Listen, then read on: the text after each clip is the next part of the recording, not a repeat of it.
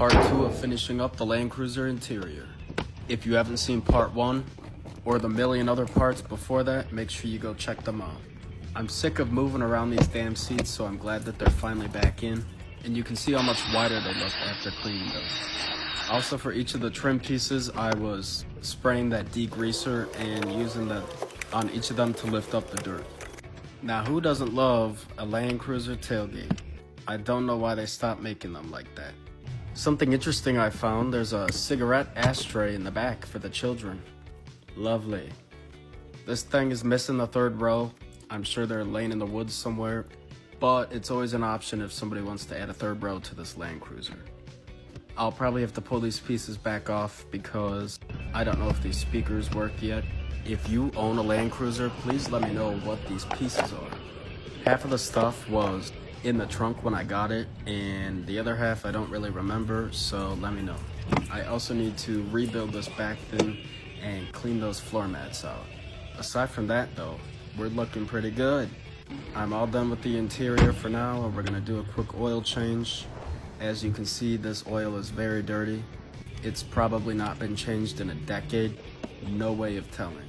This car hasn't been registered since 2011. But we're gonna let it warm up first so the oil comes out nicely. She definitely needs an exhaust, but the engine is quiet. Regardless though, we're doing the oil.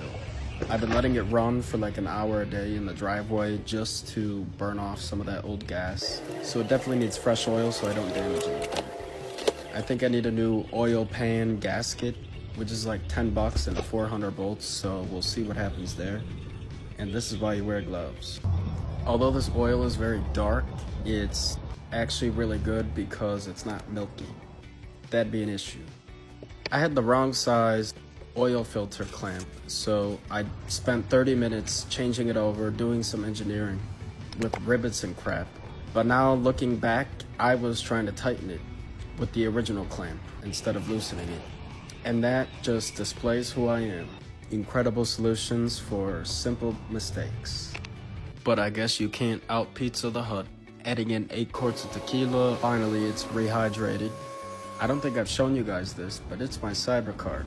That was a crazy project, but that's a story for a different day. I also put in 5 gallons of fresh gas, and she runs like a champ.